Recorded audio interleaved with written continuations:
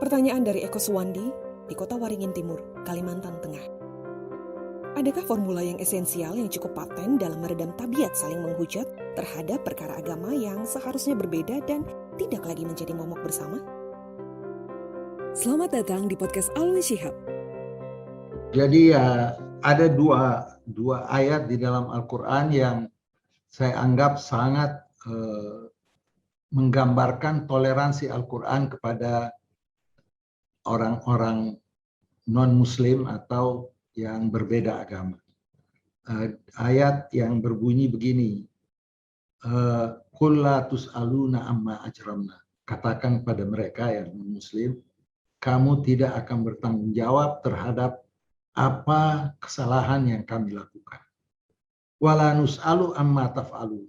Kami juga tidak akan ditanya atau mempertanggungjawabkan terhadap apa saja yang engkau lakukan. Coba bandingkan, yang pertama dianggap kesalahan yang kami lakukan umat Islam, tapi kepada mereka kita katakan apa yang kamu lakukan.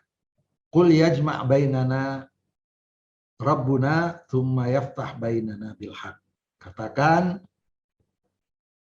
kita nanti akan dipertemukan oleh Tuhan dan akan dibuka siapa di antara kita yang benar dan siapa di antara kita yang salah. Karena apa? Huwal fattahul alim. Dialah Tuhan yang bisa membuka segala sesuatunya dan yang sangat maha mengetahui.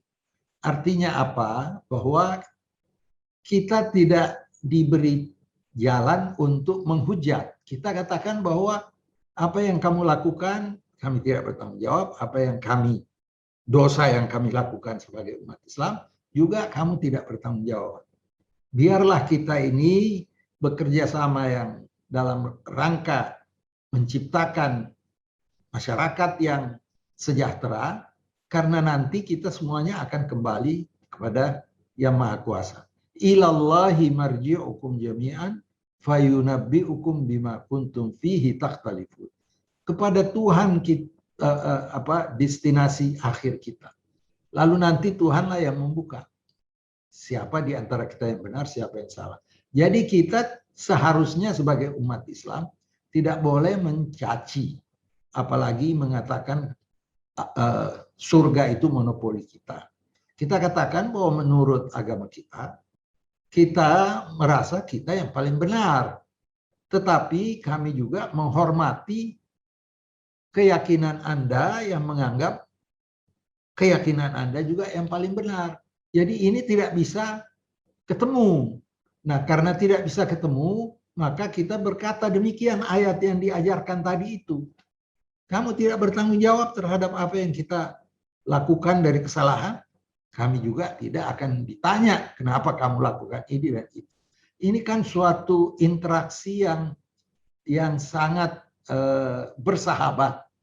Lalu kita serahkan semuanya kepada Tuhan.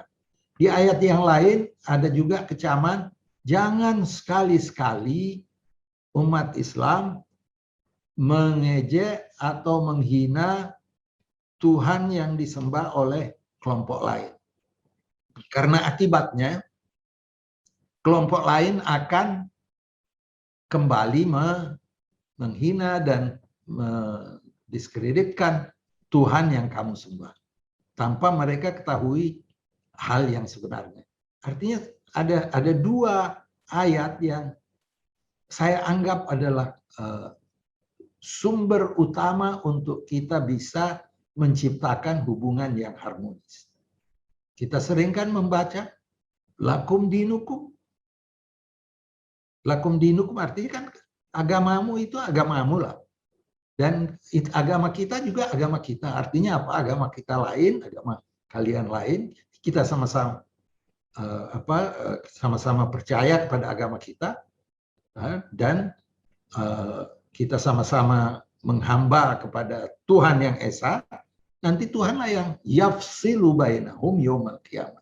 Hari kemudian nanti akan berdiri semua kelompok-kelompok itu. Nanti Tuhan mengatakan, kamu salah besar, kamu salah kira-kira tengah salahnya, Kamu salahnya sedikit, yang mana masuk surga, yang mana tidak masuk surga, yang mana masuk neraka, yang mana tidak. Dan kembali lagi bahwa menurut mayoritas ulama-ulama Islam bahwa yang masuk neraka itu pada saatnya nanti akan setelah dibersihkan yang maksiat yang ada pada dirinya, maka dia akan kembali ke Tuhan dalam keadaan yang bersih. Dan perlu kita tekankan di sini bahwa Allah Subhanahu wa Ta'ala ini sangat pemurah, sehingga tidak mungkin yang namanya yang diminta untuk kita setiap hari paling tidak 17 kali ya, Rahman, Rahim dalam salat kita, itu yang digambarkan nama Tuhan itu adalah yang sangat pengasih dan penyayang. Dan tidak mungkin Tuhan yang pengasih dan penyayang mau membiarkan sebagian hambanya merana sepanjang masa. Itu pendapat ulama, termasuk pendapat ulama Ibn Taimiyah. Artinya apa? Allah ini sebenarnya mau mengajak manusia ini untuk semuanya kalau bisa masuk surga. Dari itu digambarkan surga ini sangat luas. Luasnya sebagai as-samawati wal ardh. Jadi luasnya itu seperti langit dan bumi, besar sekali. Jadi nerakanya tinggal sedikit. Karena apa? Karena Tuhan mengatakan, Allah Subhanahu wa Ta'ala, saya tidak akan mengampuni dosa seorang yang mensekutukan saya. Jadi itu dosa yang tidak akan diampuni oleh Allah, dan dosa-dosa lain insya Allah dapat diampuni. Jadi dan mudah-mudahan ahlul kitab semuanya percaya kepada Tuhan. Nah, mungkin disitulah arti daripada Tuhan nanti yang akan memvonis yang mana yang masuk surga, yang mana yang masuk neraka. Jangan sekali-sekali kita sebagai manusia yang belum tentu masuk surga, tapi insya Allah masuklah. Ya, lalu dengan mudah mengatakan kamu kafir, kamu sesat, itu urusan Tuhan. Yang Tuhan akan lihat nanti adalah bagaimana kebersihan jiwa kita, bagaimana hubungan kita dengan masyarakat kita, dengan keluarga kita, dengan orang-orang yang butuh, apakah kita mau membantu mereka.